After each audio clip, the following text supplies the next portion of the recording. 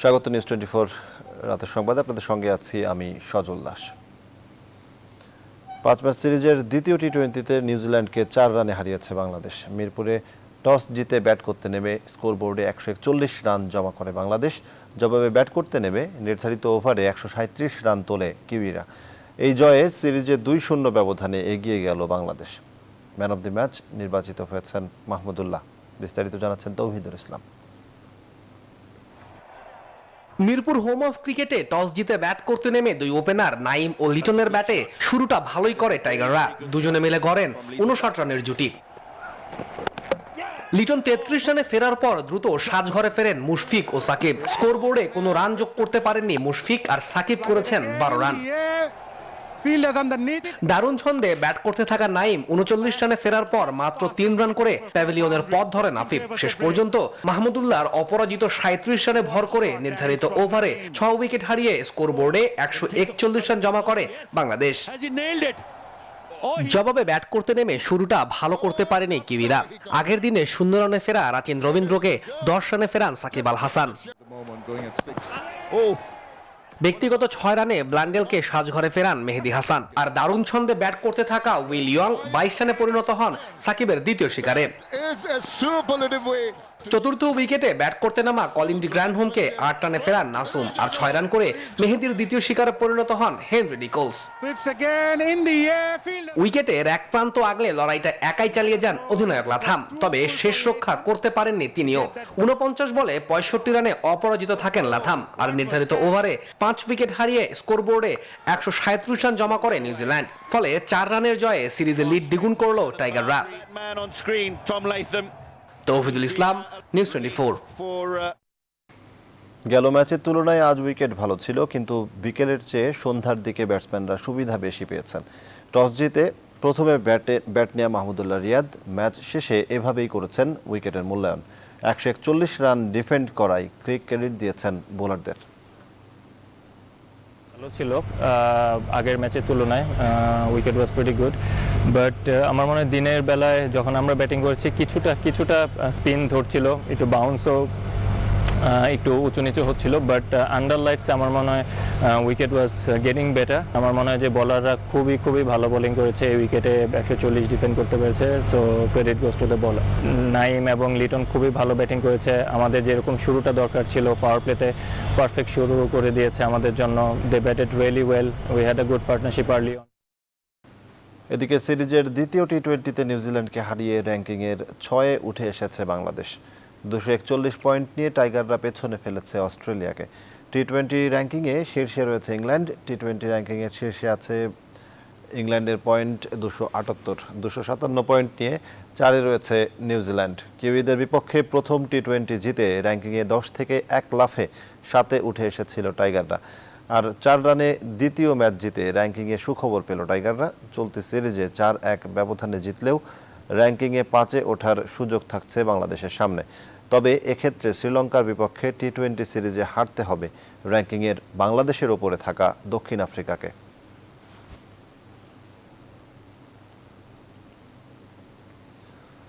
কিছুদিন আগেই যেখানে টি-20তে বাংলাদেশের দুর্বলতাই ছিল প্রকট, সেখানে অস্ট্রেলিয়া নিউজিল্যান্ডের মতো দলকে হারিয়ে টি-20 র্যাঙ্কিংয়ে 6-এ টাইগাররা।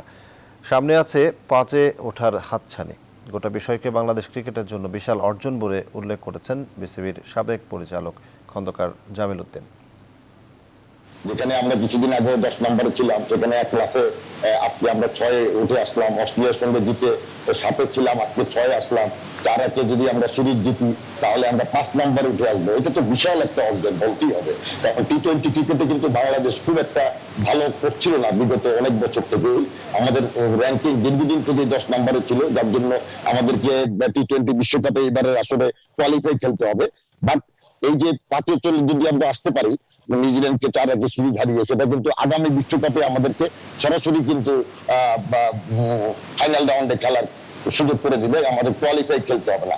এটা বাংলাদেশের জন্য, বাংলাদেশের ক্রিকেটের জন্য এটা বিশাল অর্জন। ধন্যবাদ বাংলাদেশ দলকে। অন্য প্রসঙ্গ, 18 মাস বন্ধ থাকার পর অবশেষে খুলছে স্কুল কলেজ। শিক্ষামন্ত্রী ডাক্তার দীপু মনি জানিয়েছেন 12 সেপ্টেম্বর থেকে খুলে দেওয়া হচ্ছে প্রাথমিক, মাধ্যমিক ও উচ্চ মাধ্যমিক শিক্ষা প্রতিষ্ঠান। তিনি আরও জানান, বিশ্ববিদ্যালয় খোলার বিষয়ে সিদ্ধান্ত নেবেন উপাচার্যরা। যত দ্রুত সম্ভব বিশ্ববিদ্যালয় খোলার ব্যাপারে একমত বিশ্ববিদ্যালয় কর্তৃপক্ষ। এ বিষয়ে রোববার আন্তমন্ত্রণালয় বৈঠকে বিধি নিষেধের বিষয়ে চূড়ান্ত সিদ্ধান্ত নেওয়া হবে। চাঁদপুর প্রতিনিধি খোকন কর্মকারকে সাথে নিয়ে আরও জানাচ্ছেন প্লাবন রহমান। দেশে করোনা শনাক্তের পর গত বছরের 17 মার্চ থেকে সকল শিক্ষা প্রতিষ্ঠানগুলো বন্ধ করে দেয় সরকার। এরপর পরিস্থিতি পর্যবেক্ষণ করে দফায় দফায় বাড়ানো হয় ছুটি। সবশেষ 11 সেপ্টেম্বর পর্যন্ত ছুটি ঘোষণা করে প্রজ্ঞাপন জারি করে শিক্ষা মন্ত্রণালয়। দীর্ঘ প্রায় 1.5 বছর পর অবশেষে খুলছে শিক্ষা প্রতিষ্ঠান। আগামী 12 সেপ্টেম্বর থেকে প্রাইমারি স্কুল, মাধ্যমিক স্কুল ও কলেজ খুলে দেওয়া হচ্ছে বলে জানান শিক্ষামন্ত্রী ডাক্তার দীপুমণি। শুক্রবার চাঁদপুরে গণমাধ্যম কর্মীদের সঙ্গে আলাপকালে এ বিষয়ে কথা বলেন মন্ত্রী। 12 সেপ্টেম্বর থেকে আমাদের সকল শিক্ষা প্রতিষ্ঠান অর্থাৎ প্রাথমিক, মাধ্যমিক এবং উচ্চ মাধ্যমিক আমরা খুলে দিতে পারবো ইনশাআল্লাহ। এর আগে অবশ্য 15 অক্টোবরের পর টিকা নেওয়া সাপেক্ষে বিশ্ববিদ্যালয় খোলার সিদ্ধান্ত হয়েছে। তার আগে 15 সেপ্টেম্বরের মধ্যে টিকা নিতে বিশ্ববিদ্যালয়ের শিক্ষক, শিক্ষার্থী, কর্মকর্তাদের নির্দেশ দেওয়া হয়েছে। তবে শুক্রবার শিক্ষামন্ত্রী জানান, বিশ্ববিদ্যালয় খোলার বিষয়ে প্রস্তুতি থাকলে সিদ্ধান্ত নিতে পারেন উপাচার্যরা। বিশ্ববিদ্যালয়ের সিদ্ধান্ত বিশ্ববিদ্যালয় সিন্ডিকেট এবং একাডেমিক কাউন্সিল নেয়। আমরা উপাচার্যদের সঙ্গে কথা বলেছিলাম, তারা চেয়েছিলেন যে অন্ততপক্ষে সকল শিক্ষার্থী প্রথম ডোজ টিকা যদি নিয়ে নিতে পারে তাহলে ভালো হয়। এখন ওনাদের সঙ্গে আবার কথা বলবো, ওনারা যদি তার আগে অন্যান্য শিক্ষা প্রতিষ্ঠানের সঙ্গে একই সঙ্গে খুলতে রাজি হন খুলবেন, কিংবা যদি ওনারা ভিন্ন কোনো তারিখ নির্ধারণ করেন সেটি ওনাদের বিষয়। উপাচার্যরা বলছেন, বিশ্ববিদ্যালয় খোলার জন্য অনেকটা প্রস্তুতি আছে, তবে এ বিষয়ে কয়েকটি বৈঠকের পরই চূড়ান্ত সিদ্ধান্ত নেওয়া যাবে। ওই মিটিংটা বিশ্ববিদ্যালয় পরিষদের সিদ্ধান্ত, সবার সিদ্ধান্তটা যেভাবে যায় আমরা সেইভাবে। তবে আমার ব্যক্তিগত অভিমত হচ্ছে অ্যাজ আর্লি অ্যাজ পসিবল এটা আপনার যদি তুলে দেওয়ার মতো পরিস্থিতি বলতে, বিশেষ করে টিকাদানের কভারেজটা হয়ে যায়, তাহলে আপনার ওই মানে অক্টোবরের ওই 15 পর্যন্ত যা দরকার হোক বা খানা তার আগেও চিন্তা করেন। 12 সেপ্টেম্বর শিক্ষা প্রতিষ্ঠান খোলা হলে আগের ঘোষণা অনুযায়ী আগামী নভেম্বরে এসএসসি ও ডিসেম্বরে এইচএসসি পরীক্ষা অনুষ্ঠিত হবে বলেও জানান শিক্ষামন্ত্রী। সব মিলিয়ে তাই অনেক দিন পর শিক্ষার দ্বার খোলায় ইতিবাচক সব পক্ষ। প্লাবন রহমান, নিউজ 24, ঢাকা। নভেম্বর-ডিসেম্বরে এসএসসি ও এইচএসসি পরীক্ষা নেওয়া ঠিক হবে না বলে মনে করছেন সাবেক শিক্ষা প্রতিমন্ত্রী আনম এহসানুল হক মিলন। তবে এ কথার সাথে একমত নন শিক্ষাবিদ অধ্যাপক ডক্টর সিদ্দিকুর রহমান। দুজনেই শিক্ষা প্রতিষ্ঠান খুলে দেয়াকে সাধুবাদ জানিয়েছেন, আর শিক্ষা প্রতিষ্ঠানের স্বাস্থ্যবিধি মানার বিষয়ে জোর দেন তারা। অন্তরা বিশ্বাসের প্রতিবেদন। করোনার কারণে দীর্ঘদিন স্কুল বন্ধের ক্ষেত্রে বাংলাদেশ বিশ্বে দ্বিতীয়। এই বন্ধে প্রাক প্রাথমিক ও উচ্চ শিক্ষা পর্যন্ত 4 কোটির বেশি শিক্ষার্থী ক্ষতিগ্রস্ত হয়েছে। জাতিসংঘ শিশু তহবিল বা ইউনিসেফের প্রতিবেদন দিয়েছে এ তথ্য। শিক্ষাক্ষেত্রের ক্ষতি পুষিয়ে উঠতে 12 সেপ্টেম্বর থেকে উচ্চ মাধ্যমিক স্তর পর্যন্ত শিক্ষা প্রতিষ্ঠান খোলার সিদ্ধান্ত নিয়েছে সরকার। আর পূর্ব নির্ধারিত নভেম্বর ও ডিসেম্বরে হবে এসএসসি ও এইচএসসি পরীক্ষা। 6 মাসের প্রস্তুতি তাদেরকে দিতে হবে এবং তাদের সিলেবাস, কারিকুলাম আপনাকে অ্যানাউন্স করতে হবে। আপনি তো এখনো বলেননি কত নম্বরের পরীক্ষা হবে, কি কি সাবজেক্ট থাকবে, এগুলি আপনাকে আইডেন্টিফাই করতে হবে স্পেসে, এবং তাদেরকে শর্ট কোর্সে, শর্ট প্রোগ্রামে, শর্ট ক্লাস নিতে হবে, তাদেরকে প্রিপারেশনের সময় দিতে হবে। বিশেষজ্ঞদের মতামত নিয়ে তারা যে সিলেবাস এবং কারিকুলাম তৈরি করবে সেটার উপর নির্ভর করছে যে কতদিন সময়। সেপ্টেম্বর অক্টোবরে ক্লাস নিলাম, ডিসেম্বরের দিকে গিয়ে পরীক্ষাটা নিই, ওইটাই করা উচিত।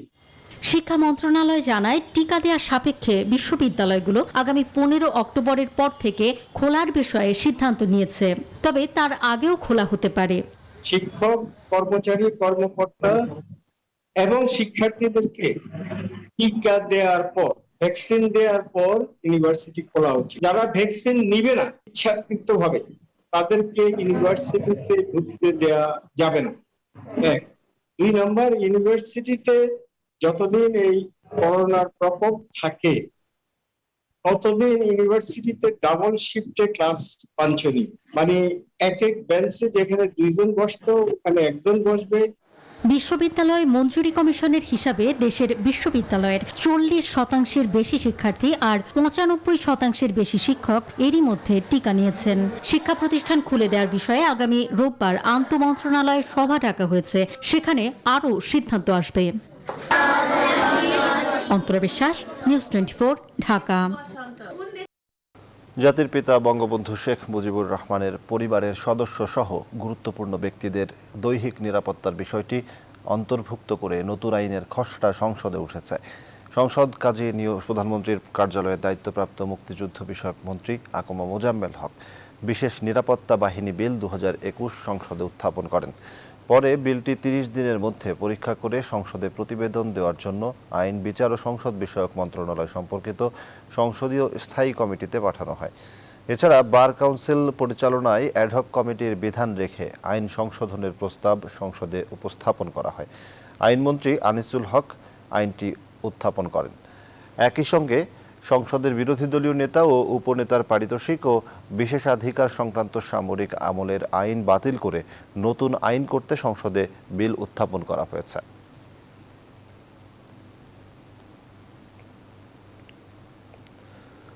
বাস র্যাপিড ট্রানজিট প্রকল্পের নকশা নিয়ে তোলা গাজীপুরের মেয়রের অভিযোগের বিরোধিতা করলেন সড়ক পরিবহন ও সেতুমন্ত্রী ওবায়দুল কাদের।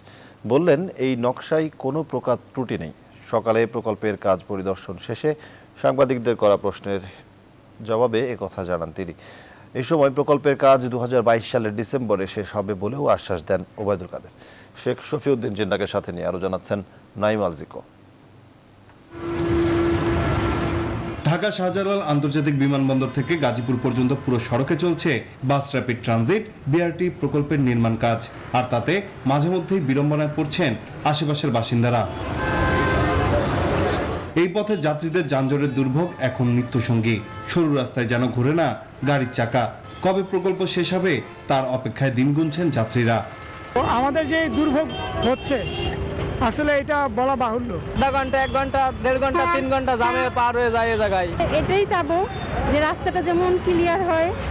এর মধ্যেই টঙ্গী তুরাগ নদীর ওপর 10 লেন বিশিষ্ট ফ্লাইওভার সহ গাজীপুর থেকে বিমানবন্দর পর্যন্ত 6টি ফ্লাইওভার নির্মাণ হচ্ছে, যে কারণে প্রকল্প বাস্তবায়িত হলে ঢাকা গাজীপুর যাতায়াতে কোনো যানবাহনকে থামতে হবে না। কিন্তু এখনো প্রত্যাশিত নয় প্রকল্পের অগ্রগতি। গাজীপুরের মেয়রের অভিযোগ, নকশা ত্রুটির কারণেই সড়কে বেড়েছে এমন বিড়ম্বনা। বিআরটি প্রজেক্টটি একটি ভুল প্রজেক্ট। বর্তমান বাস্তবের অবস্থানের সাথে এই প্রজেক্টের কোনো মিল নেই। সেই হিসাবে এটার সাথে আমি মনে করি যারা ডিজাইনার এবং পিডি তারা এই অন্যের সাথে জড়িত। সরজমিনে দেখে যদি এই রাস্তার ম্যাপ তৈরি করা হতো তাহলে এত বড় ভুল হতো না। এদিকে প্রকল্পের কাজ পরিদর্শনে যান সড়ক পরিবহন ও সেতুমন্ত্রী ওবায়দুল কাদের। এই সময় নকশায় কোনো ত্রুটি নেই বলে জানান তিনি। 63.27% কাজের অগ্রগতি। আমরা আশা করছি এই বর্ষাকালটাই আসলে ভোগান্তি শেষ বর্ষা। 20 কিলোমিটার দীর্ঘ দেশের প্রথম এই বিআরটি নির্মাণে খরচ হচ্ছে 4,264 কোটি টাকা, যা হতে যাচ্ছে বিশ্বের সবচেয়ে ব্যয়বহুল বিআরটি প্রকল্প। নাইম আলজিকো, নিউজ 24, ঢাকা। দেশে এখন আওয়ামী লীগ নেই, পুরো আমলা লীগে পরিণত হয়েছে বলে মন্তব্য করেছেন বিএনপি মহাসচিব মির্জা ফখরুল ইসলাম আলমগীর। তিনি বলেন, সব প্রশাসন মিলে এই লীগ করছেন। শুক্রবার জাতীয় প্রেস ক্লাবে এক আলোচনা সভায় এসব কথা বলেন তিনি। এটা মনে রাখছে, আমাদের পুলিশ যখন সাংবাদিকতা করতে চায় তাহলে বুঝতে হবে এই রাষ্ট্র আর নেই।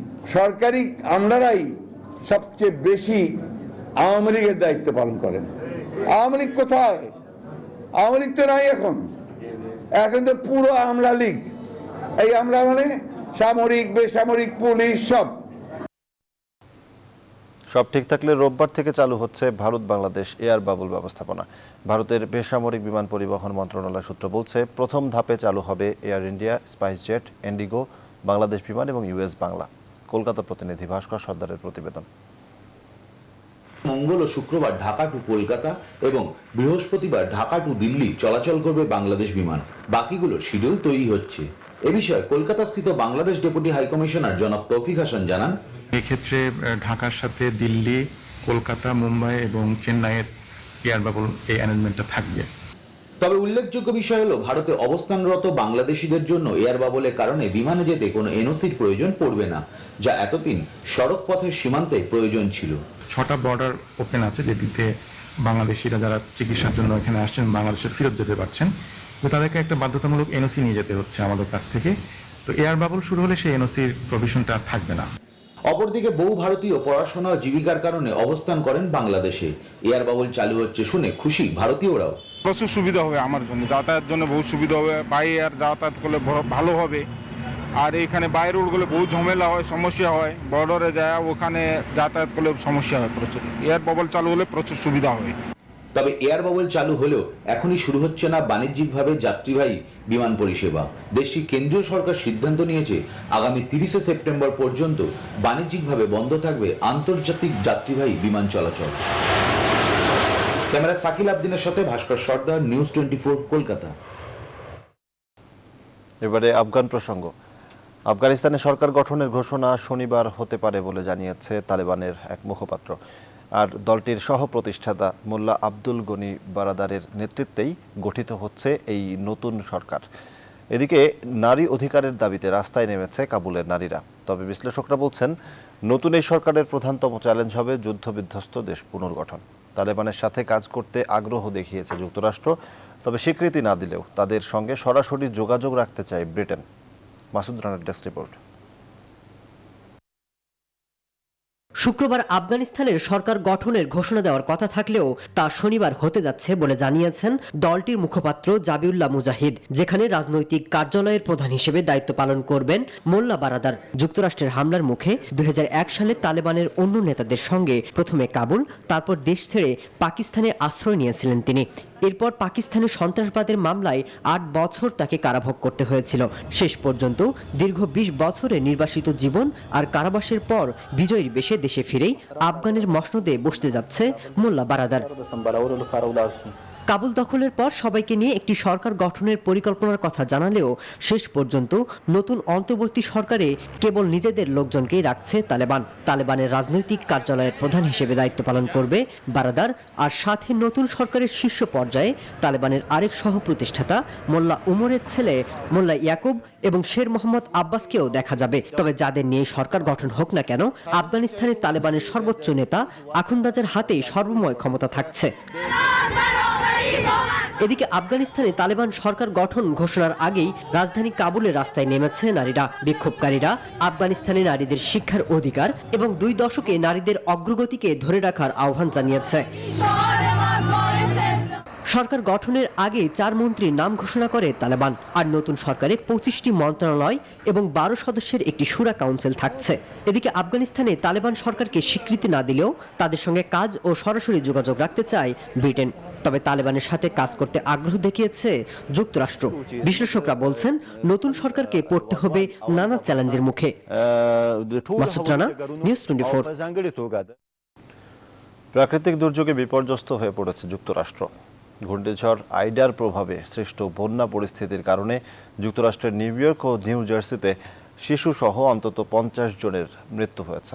জারি করা হয়েছে জরুরি অবস্থা। অন্যদিকে আগুনে পুড়ছে ক্যালিফোর্নিয়া। সরিয়ে নেওয়া হয়েছে 50,000 মানুষকে। সেখানেও ঘোষণা করা হয়েছে জরুরি অবস্থা। আর এমন প্রাকৃতিক বিপর্যয়ের মুখে সংকট মোকাবিলায় ঐতিহাসিক বিনিয়োগ চান মার্কিন প্রেসিডেন্ট জো বাইডেন। মাসুদ রানার ডেস্ক রিপোর্ট। যুক্তরাষ্ট্রের ইতিহাসে প্রাকৃতিক দুর্যোগের ভয়াবহতা দেখালো ঘূর্ণিঝড় আইডা। নিউ ইয়র্কে বৃষ্টিতে ভেসে গেছে বিমানবন্দর, রেল স্টেশন। বন্ধ করা হয়েছে নিউ ইয়র্ক ও নিউ জার্সির সঙ্গে বিমান ও রেল যোগাযোগ। পরিস্থিতি সামাল দিতে এই 2 অঙ্গরাজ্যে জারি করা হয়েছে জরুরি অবস্থা। শুধু নিউ ইয়র্কে এমন অবস্থা নয়, নিউ জার্সিতেও একই অবস্থা। বাড়ছে হতাহতের সংখ্যা। মিসিসিপিতে ঘূর্ণিঝড়ের ফলে সৃষ্ট বন্যার পানি অনেক এলাকায়, একতলা অনেক বাড়িও ডুবে গেছে, অনেকেই পানিবন্দী। যখন বন্যায় ভেসে যাচ্ছে মানুষ, তখন আরেক দিকে পুড়ছে একের পর এক এলাকা। দাবানলের কারণে ক্যালিফোর্নিয়াতেও জরুরি অবস্থা।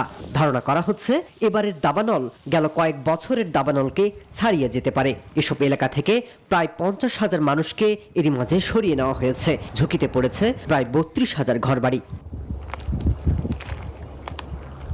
এমন অবস্থায় দেশটির প্রেসিডেন্ট জো বাইডেন বলেছেন, যুক্তরাষ্ট্রে জলবায়ু সংক্রান্ত দুর্যোগের মুখে পড়েছে। এই সংকট আমাদের সময়ের সবথেকে বড় চ্যালেঞ্জগুলোর মধ্যে অন্যতম একটি, তবে আমার বিশ্বাস আছে এটা আমরা মোকাবেলা করতে পারবো। তবে বিশ্লেষকরা বলছেন, প্রাকৃতিক দুর্যোগের এসব নমুনা মাত্র। বিশ্বব্যাপী আরও ভয়াবহ হবে আবহাওয়া বিপর্যয়। Masud Rana, news 24। New York থেকে বন্যার সবশেষ খবর জানিয়েছেন সহকর্মী সুলতানা রহমান। বৃষ্টির পানি মাত্র কয়েক ঘন্টা স্থায়ী হয়েছিল। যেই গতিতে বৃষ্টি পড়েছে সেই গতিতে আসলে পানি অপসারিত হতে পারেনি।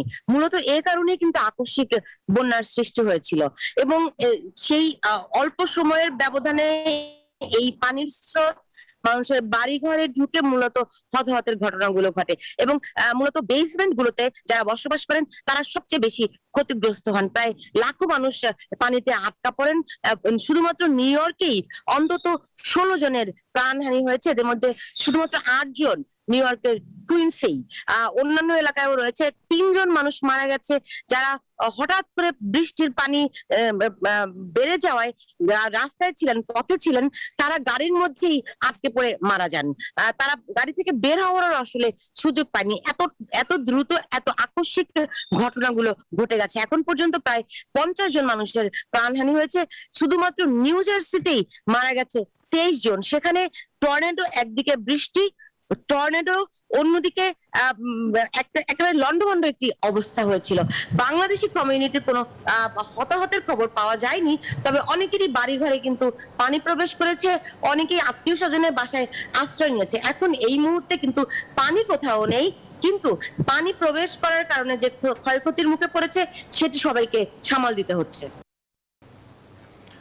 দীর্ঘ প্রতীক্ষার পর অধ্যাপক আকমা রফিকুল ইসলামকে সভাপতি, অ্যাডভোকেট মিম সিদ্দিকুর রহমান ইমরানকে সাধারণ সম্পাদক করে 101 সদস্য বিশিষ্ট সৌদি আরব পূর্বাঞ্চল বাংলাদেশ জাতীয়তাবাদী দল বিএনপির কমিটি অনুমোদন দিয়েছে কেন্দ্রীয় কমিটি।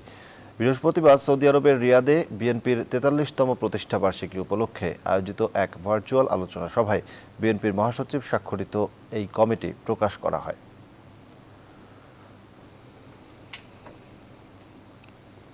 আবারও দেশের খবর। নকল ওষুধ তৈরির মেশিন সহ রাজধানীর বিভিন্ন স্থান থেকে 7 জনকে গ্রেপ্তার করেছে মহানগর গোয়েন্দা পুলিশ। এই চক্র ড্যামরায় এক কারখানায় গ্যাস্ট্রিক থেকে শুরু করে ক্যান্সারের বিভিন্ন নকল ঔষধ তৈরি করে আসছিল। কুরিয়ার সার্ভিসের মাধ্যমে দেশের বিভিন্ন স্থানে এসব ওষুধ পাঠানো হতো। এসব নকল ওষুধ সেবনে কিডনি, লিভার সহ মস্তিষ্কও ক্ষতিগ্রস্ত হতে পারে বলছেন চিকিৎসকরা। বিস্তারিত জানাচ্ছেন বউ খন্দকার। গ্যাস্ট্রিক থেকে শুরু করে ক্যান্সার, জীবন রক্ষার সব ওষুধের সমাহার। প্যাকেট দেখে বোঝার উপায় নেই, সবই নকল। একটি চক্র নকল ওষুধ তৈরি ও বাজারজাত করছে এমন খবরে রাজধানীর যাত্রাবাড়ি, বংশাল ও মতিঝিল এলাকা থেকে 7 জনকে গ্রেফতার করেছে ঢাকা মহানগর গোয়েন্দা পুলিশ। ড্যামরায় তাদের কারখানায় অভিযান চালিয়ে ওষুধ তৈরির যন্ত্রপাতিও জব্দ করা হয়। ডিবি পুলিশ বলছে, এসব ওষুধ কুরিয়ার সার্ভিসের মাধ্যমে দেশের বিভিন্ন স্থানে পাঠানো হতো।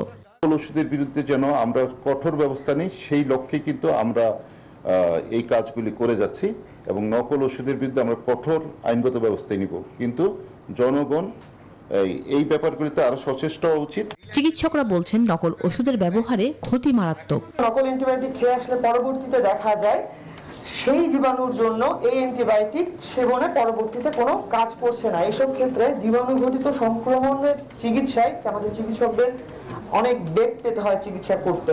সাধারণ মানুষের পক্ষে এসব নকল ওষুধ চেনা কঠিন, এমনটাই বলছে ওষুধ কোম্পানিগুলো। আসল আর নকলের তফাৎ খুব কাছাকাছি, বোঝা খুব মুশকিল, তাই না? সাধারণ লোকজন এটা বুঝতে পারবে না। জেনে শুনে যেসব দোকান এসব নকল ওষুধ বিক্রি করছে তাদেরকেও আইনের আওতায় আনার কথা জানায় গোয়েন্দা পুলিশ। বউ খন্দকার, নিউজ 24, ঢাকা। সংবাদের পর্যায়ে বিরতি নিচ্ছি, সঙ্গেই থাকুন।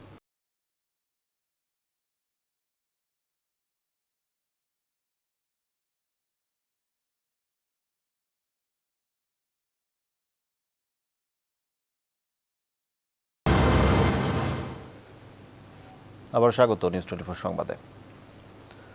এবারে দেশের বন্যা পরিস্থিতি। দেশের প্রধান নদ নদীর পানি বৃদ্ধি অব্যাহত থাকায় বন্যা পরিস্থিতির আরও অবনতি হয়েছে। পদ্মা, যমুনা ও ব্রহ্মপুত্রের পানি বেড়ে উত্তর মধ্যাঞ্চলের নতুন নতুন এলাকা প্লাবিত হয়েছে। ফরিদপুর, জামালপুর, টাঙ্গাইল, বগুড়া ও কুড়িগ্রাম সহ বেশ কয়েক জেলার নিম্নাঞ্চলের কয়েক লাখ মানুষ পানিবন্দী। বানভাসীদের অভিযোগ, বন্যা ও করোনার কারণে মানবেতর জীবনযাপন করলেও পাননি কোনো ত্রাণ সহায়তা।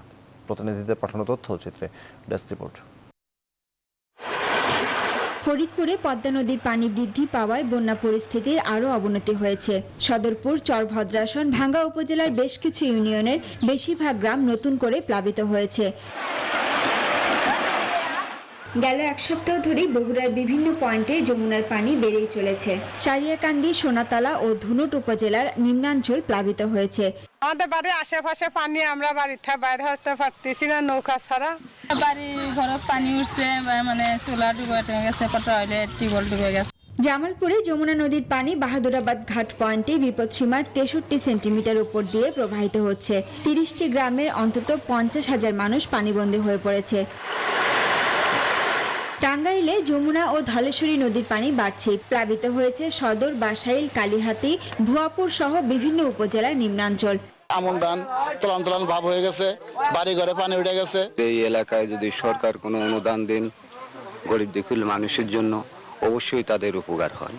গাইবান্ধায় ব্রহ্মপুত্র ও ঘাঘট নদের পানি বৃদ্ধির ফলে 4টি উপজেলার 17টি ইউনিয়নের বন্যা পরিস্থিতির আরও অবনতি হয়েছে। কল পানির সমস্যা হয়, নিজেরও মনে হয় খাইতে সমস্যা, বাচ্চা কুচানো অনেক সমস্যার মধ্যে পড়ি আছে। টাকা পয়সা হাতত নাই, এখন কি খাই কি না খাই। কুড়িগ্রামে ব্রহ্মপুত্র ও ধওলা নদীর পানি বিভিন্ন পয়েন্টে বিপদসীমার উপর দিয়ে প্রবাহিত হচ্ছে। বন্যার ফলে এ জেলার প্রায় 30 হেক্টর রোপা আমন, শাকসবজি ও বীজতলা তলিয়ে গেছে। Desk report, news 24। সিলেট 3 আসনে উপনির্বাচনের ভোট গ্রহণ কাল অনুষ্ঠিত হবে। অবাধ, সুষ্ঠু ও নিরপেক্ষ নির্বাচনের লক্ষ্যে এরই মধ্যে সব ধরনের প্রস্তুতি সম্পন্ন করেছে নির্বাচন কমিশন।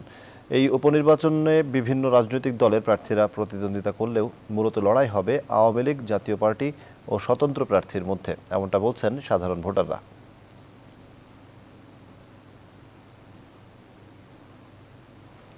করোনা আক্রান্তদের 90% রোগীই গ্রামীণ এলাকার এবং এদের অধিকাংশই টিকা নেননি।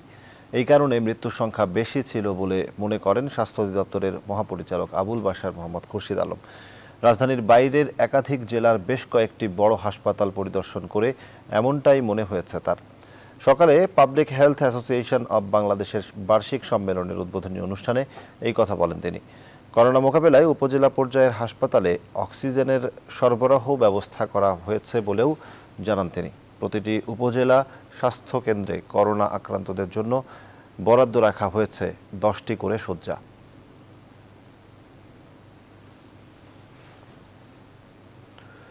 এবারে করোনা আপডেট।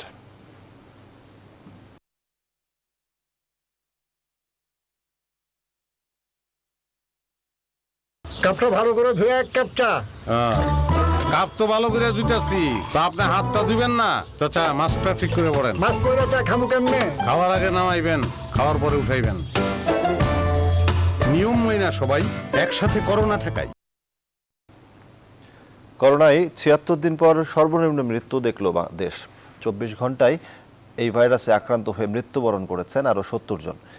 এর আগে চলতি বছরের 19 জুন আজকের চেয়ে কম 67 জনের মৃত্যুর খবর দিয়েছিল স্বাস্থ্য অধিদপ্তর।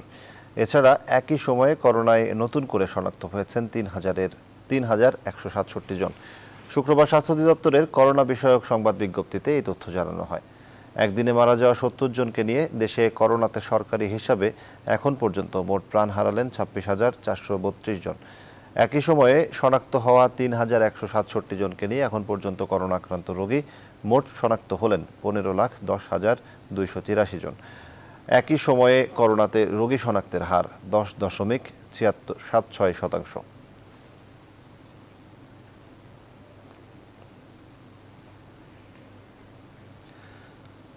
এক্সপ্যান্ডেড ডেঙ্গু সিনড্রোম ডেঙ্গু সংক্রমণের চতুর্থ ও ভয়াবহ পর্যায়।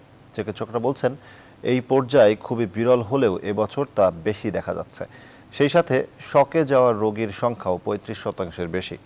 ডেঙ্গু প্রকোপ নিয়ন্ত্রণে 2 সিটি কর্পোরেশনকে আরও দায়িত্বশীল হওয়ার আহ্বান জানান স্থানীয় সরকার মন্ত্রী। বলেন, ডেঙ্গু নিয়ন্ত্রণে 2 মেয়র ব্যর্থ হলে সেই দায় নেবেন মন্ত্রী নিজে। সুকন্যা জানাচ্ছেন বিস্তারিত। নেহা ইসলাম। ডেঙ্গু রোগে আক্রান্ত 8 বছরের এই শিশুকে বৃহস্পতিবার রাতে ভর্তি করা হয় ঢাকা শিশু হাসপাতালে। জ্বর, শ্বাসকষ্ট, পেট ফুলে যাওয়া সহ নানা উপসর্গ নিয়ে তার অবস্থা বেশ নাজুক। আল্ট্রাসাউন্ড কইরা দেখা যে লাঞ্চে পানি আসছে, পরে রক্তের হরমোন বলে ইয়া হয়ে যাচ্ছে। এখন ট্রিটমেন্ট নিতে আছে, এখন আবার বলে আইসি রুমে দেওয়া লাগবে। নাজুক পরিস্থিতি নিয়ে হাসপাতালে ভর্তি করা হয়েছে আরও অনেক শিশুকে। উপসর্গের ধরনও প্রায় একই। পরীক্ষা করছি বৃহস্পতিবারে, রিপোর্ট দিচ্ছে, তখন বলছে 1,95,000। তারপরে এখানে আসার পরে শনিবারে আসছি মাত্র 58,000। অনেক খারাপ অবস্থা ছিল, মানে পেটের ব্যথা বেশি ছিল। ডেঙ্গু নাকি এটাই নমুনা, জানি পেটে জ্বর থামলে মানে অন্যান্য সমস্যা দেখা যায় বেশি। National guideline for clinical management of dengue syndrome 2018 অনুসারে ডেঙ্গু সংক্রমণের চতুর্থ ও ভয়াবহ পর্যায় এক্সপান্ডেড ডেঙ্গু সিন্ড্রোম, যা খুবই বিরল। আর এই সিন্ড্রোমে আক্রান্ত হচ্ছে বেশি। আমরা যদি পালসটা না দেখি বা ব্লাড প্রেশার না দেখি তাহলে কিন্তু টের পাওয়া যাচ্ছে না, কিন্তু যেটা কম্পেনসেটরি শক সেটা খুব মারাত্মক এবং বাচ্চারা কিন্তু এগুলাতেই মারা যাচ্ছে। হসপিটালে এই মুহূর্তে ধরেন 51 জন যদি রোগী ভর্তি আছে, তার মধ্যে আপনি দেখবেন যে 40-45টি আপনি ডেঙ্গু শক সিন্ড্রোম পাবেন। ডেঙ্গুর প্রকোপ রোধে নগরবাসীর সক্রিয় অংশগ্রহণ নিয়ে আয়োজিত এক অনুষ্ঠানে স্থানীয় সরকারমন্ত্রী বলেন, ডেঙ্গু প্রকোপ নিয়ন্ত্রণে আরও দায়িত্বশীল ভূমিকা পালন করতে হবে 2 সিটি কর্পোরেশনকে। তারা তাদের কাজ যদি না করে তাহলে আমি তাদেরকে বলতে পারি যে তোমরা কাজ করো নাই। এখন আমি নিজেও তো এটার জন্য দায়িত্ব অস্বীকার করি না, এটার জন্য তো আমার নিজেরও এই জন্য আমি দুঃখ প্রকাশ করছি। স্বাস্থ্য অধিদপ্তরের হিসাবে চলতি বছর ডেঙ্গু রোগীর সংখ্যা ছাড়িয়েছে 10,500। সরকারি হিসাবে মারা গেছেন 45 জন। সুকন্যা আমির, নিউজ 24, ঢাকা। হিন্দু আইনে বিদ্যমান লিঙ্গ বৈষম্য ও অসঙ্গতি দূর করতে এই আইন সংশোধনে 5 দফা দাবি জানিয়েছে বাংলাদেশ হিন্দু আইন সংস্কার পরিষদ। শুক্রবার সকালে ঢাকা রিপোর্টার্স ইউনিটিতে সংবাদ সম্মেলনে তারা এই দাবি জানায়। সংবাদ সম্মেলনে বাংলাদেশ হিন্দু আইন সংস্কার পরিষদের নেতারা 5 দফা দাবি তুলে ধরেন। প্রচলিত হিন্দু আইনের বেশ কিছু দুর্বলতা ও বৈষম্য তুলে ধরে নেতারা বলেন, এই আইনে নারী, শিশু, প্রতিবন্ধী ও তৃতীয় লিঙ্গের মানুষেরা বৈষম্য ও বঞ্চনার শিকার হচ্ছেন।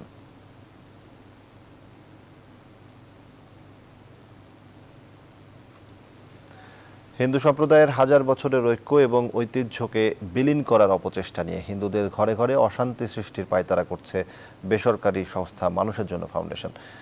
শুক্রবার সকালে জাতীয় প্রেস ক্লাবের সামনে আয়োজিত মানববন্ধন ও প্রতিবাদ সমাবেশে এসব জানায় হিন্দু পারিবারিক আইন সংশোধন প্রতিরোধ আইনজীবী সমন্বয় পরিষদ। 2টি এনজিও এবং কিছু কুচক্রী মহল হিন্দু সম্প্রদায়ের মধ্যে বিভেদ সৃষ্টি করতে এসব অপচেষ্টা চালাচ্ছে। অবিলম্বে এসব এনজিওর লাইসেন্স বাতিলের দাবি জানান তারা। যে আইন হিন্দু সম্প্রদায় চায় না, সে আইন তাদের উপর চাপিয়ে দেওয়ার অপচেষ্টা করছে একটি মহল। বক্তারা বলেন, শুধু প্রেস ক্লাবের সামনে মানববন্ধন ও প্রতিবাদ সমাবেশের মধ্যেই সীমাবদ্ধ থাকবেন না তারা। খুব দ্রুত দেশব্যাপী গণস্বাক্ষর কর্মসূচি পালনের আন্দোলন গড়ে তোলা হবে। বাংলাদেশে মানুষের জন্য ফাউন্ডেশন নামে একটি এনজিও আর একটা বাঁচতে শেখা নামে একটা এনজিও, সেই এনজিওর এক কর্ণধার শাহিন আনাম, তার হাজবেন্ড মাহবুজ আনাম, এরা টাকা পয়সা দিয়ে বিভিন্ন জায়গাতে কিছু কুলাঙ্গার মহিলা, কিছু আজে বাজে মহিলা যারা ধর্ম মানে না, সমাজ মানে না, জাতি মানে নিয়ম কানুন মানে না, এই সমস্ত মহিলাদেরকে নিয়ে এসে হিন্দুদেরকে মুখোমুখি দাঁড় করিয়ে দিয়েছে। এখন হিন্দুদেরকে ধ্বংস করার জন্য, এই সনাতন সম্প্রদায়কে ধ্বংস করার জন্য তারা বিশাল এক প্রকার অর্থ জোগাড় করেছে। ইস্পাতটির ঐক্যের মাধ্যমে এদেরকে গণদোলাই দেওয়া হবে এবং আমরা সেই গণদোলাইয়ের মাধ্যমে এদেরকে প্রতিহত করব। সংবাদে আবারও বিরতি নিচ্ছি, সঙ্গেই থাকুন।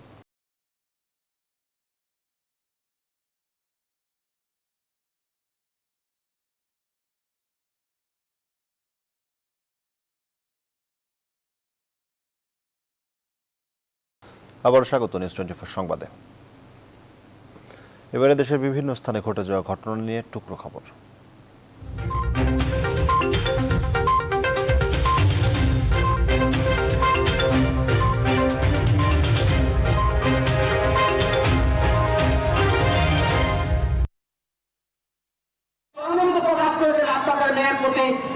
প্রধানমন্ত্রী শেখ শেখ হাসিনাকে নিয়ে কটূক্তি করায় চাঁপাইনবাবগঞ্জ জেলা যুবদলের যুগ্ম সাধারণ সম্পাদক শহীদুল হক হায়দারীকে গ্রেফতারের দাবিতে মানববন্ধন করেছে শিবগঞ্জ উপজেলা যুবলীগ।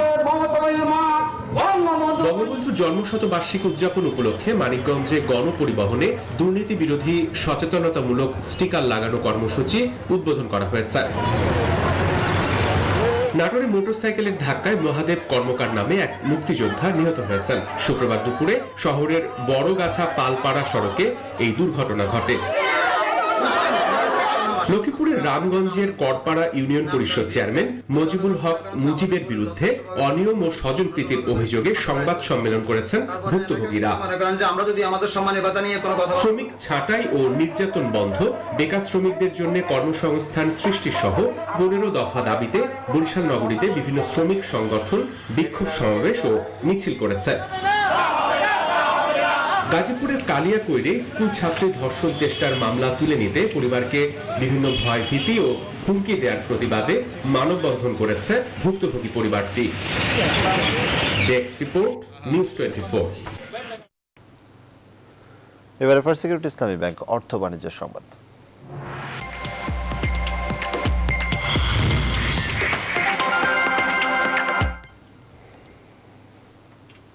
এক মাস পরই ঘুরে দাঁড়িয়েছে দেশের তৈরি পোশাক খাত। আগস্ট মাসের হিসেবে রপ্তানি প্রবৃদ্ধি প্রায় 12%। তবে এর আগের মাসের নেতিবাচক প্রবৃদ্ধির কারণে অর্থবছরের মোট প্রবৃদ্ধি এখনও নেতিবাচক। উদ্যোক্তারা বলছেন, লকডাউনের মধ্যেও কারখানা খুলে দেওয়ায় ভালো প্রবৃদ্ধি হয়েছে রপ্তানিতে। এই ধারা অব্যাহত রেখে ভিয়েতনামকে পেছনে ফেলে দ্বিতীয় স্থান পুনরুদ্ধারে বদ্ধপরিকর পোশাক ব্যবসায়ীরা। সুলতান আহমেদের রিপোর্ট। দেশের সবচেয়ে বেশি রপ্তানি আয় করা তৈরি পোশাক খাতের জন্য ভালো যায়নি জুলাই মাস। একদিকে কমেছে রপ্তানি আয়, হয়নি লক্ষ্যমাত্রা অর্জন, আবার রপ্তানির দ্বিতীয় স্থান খোয়া গেছে ভিয়েতনামের কাছে। সব মিলে আগস্ট মাসের দিকে তাকিয়েছিলেন রপ্তানিকারকরা। আসার কথা এক মাসের ব্যবধানে প্রবৃদ্ধিতে এসেছে দেশের পোশাক রপ্তানি। বিজিএম এর দেয়া হিসেব বলছে, আগস্ট মাসে মোট রপ্তানি হয়েছে 275 কোটি মার্কিন ডলার, যার মধ্যে ওভেন রপ্তানি হয়েছে 115 কোটি আর নিট রপ্তানি হয়েছে 160 কোটি ডলার। আগের বছরের আগস্টের হিসেবে প্রবৃদ্ধি 11.56%। ভালো প্রবৃদ্ধিতে স্বস্তি ফিরেছে রপ্তানিকারকদের। আগস্ট মাসে দেখা যাচ্ছে আমাদের রপ্তানি বাণিজ্যের প্রবৃদ্ধি হয়েছে, যেটা আমি বলবো। তারপরে জুলাই এবং আগস্ট মাসকে যদি আমরা ধরি, তারপরে দেখা যাবে কিছু কিছু আমাদের ঋণাত্মক আছে। তবে একটা আশার আলো যে আমাদের যেভাবে অর্ডার আসছে, এখন থেকে প্রতিটি মাসিক প্রবৃদ্ধি দেখা যাবে। উদ্যোক্তারা বলছেন, মহামারীতে বিশ্বব্যাপী কমে গেছে পোশাকের দাম, তাতে বেশি পরিমাণে রপ্তানি করেও টাকার অঙ্ক কম হচ্ছে। সব মিলে এই সময়ে রপ্তানি বৃদ্ধি করে দ্বিতীয় স্থান পুনরুদ্ধারেই মনোযোগ তাদের। আমরা জুলাই পর্যন্ত ভিয়েতনামের পিছনে ছিলাম। তা আপনারা জানেন যে অগস্ট থেকে আমাদের এক্সপোর্ট বেড়ে গিয়েছে এবং এই এক্সপোর্ট অব্যাহত থাকবে ইনশাল্লাহ। এবং আমরা অচিরেই ভিয়েতনামকে আমরা পিছনে ফেলে আমাদের সেকেন্ড যে অবস্থান ছিল সেই অবস্থানে আবার চলে আসবে। বিশেষজ্ঞরা বলছেন, রপ্তানির প্রধান গন্তব্যগুলোয় করোনা পরিস্থিতি নিয়ন্ত্রণে আসায় আরও বাড়বে পোশাকের চাহিদা। অর্ডার ধরতে উদ্যোক্তাদের দেশের অভ্যন্তরে কাঁচামাল তৈরি ও উৎপাদন সক্ষমতা বৃদ্ধির পরামর্শ দিচ্ছেন তারা। আমাদের একটা সর্বোপরি কালেকটিভ বার্গেনিং তো দরকার হবে। একটা বড় গুরুত্বপূর্ণ নিয়ামক হবে যে আমরা আমাদের দেশের ভিতরে আরো যদি মূল্য সংযোজন বাড়াতে পারি, তাহলে আমাদের যদি মোট রপ্তানি অতখানি বেশিও না হয়, তাহলে আমাদের নিট রপ্তানি যেন বেশি হয়, দেশের ভিতরে উৎপাদন যেন বেশি হয়, সেইটা আমাদের জন্য অনেক বেশি গুরুত্বপূর্ণ। এছাড়া পোশাক শিল্প মালিকদের শ্রমিকদের কল্যাণে নজর দেওয়ার পরামর্শ বিশেষজ্ঞদের। সুলতান আহমেদ, নিউজ 24, ঢাকা। পদ্মা ব্যাংকে এবার আসছে বড় অঙ্কের বিদেশি বিনিয়োগ। ব্যাংকটিতে 5,600 কোটি টাকা লগ্নি করতে চায় যুক্তরাষ্ট্রভিত্তিক ইনভেস্টমেন্ট ব্যাংক ডেলমর্গান। শুক্রবার বিষয়টি নিশ্চিত করেন ব্যাংকটির প্রধান নির্বাহী এহসান খসরু। মার্কিন যুক্তরাষ্ট্রের লস অ্যাঞ্জেলসে বাংলাদেশ সময় রাত 2:30টায় দুই পক্ষের মধ্যে এই সংক্রান্ত সমঝোতা স্মারক সই হয়। আগামী 4 থেকে 6 মাসের মধ্যেই এই বিনিয়োগ আসবে বলে জানিয়েছেন পদ্মা ব্যাংকের সিইও। বলেন, এই টাকার মধ্যে 2,400 কোটি টাকা আসবে ইকুইটি বিনিয়োগ হিসেবে, এছাড়া বাকি টাকা আসবে ঋণ হিসেবে।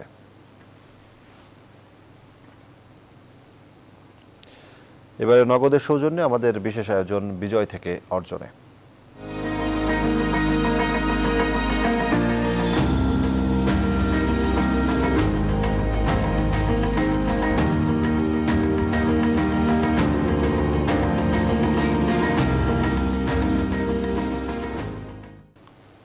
চট্টগ্রামে উৎপাদিত সবজির কদর বেড়েছে মধ্যপ্রাচ্য, ইউরোপ ও আমেরিকায়। আকাশ এবং সমুদ্রপথে যাচ্ছে দেশি বিদেশি কচু, পটল, বরবটি, কাঁকরোল, আমলকি, গোলালু, কচুল্লতি। করোনার ধাক্কা কাটিয়ে আবারও বিদেশে সবজি রপ্তানি করতে পেরে খুশি রপ্তানিকারকরা। তবে কার্গো বিমানের ভাড়া বেশি হয় পার্শ্ববর্তী দেশের সাথে প্রতিযোগিতায় টিকে থাকা কঠিন হচ্ছে বলে জানান রপ্তানিকারকরা।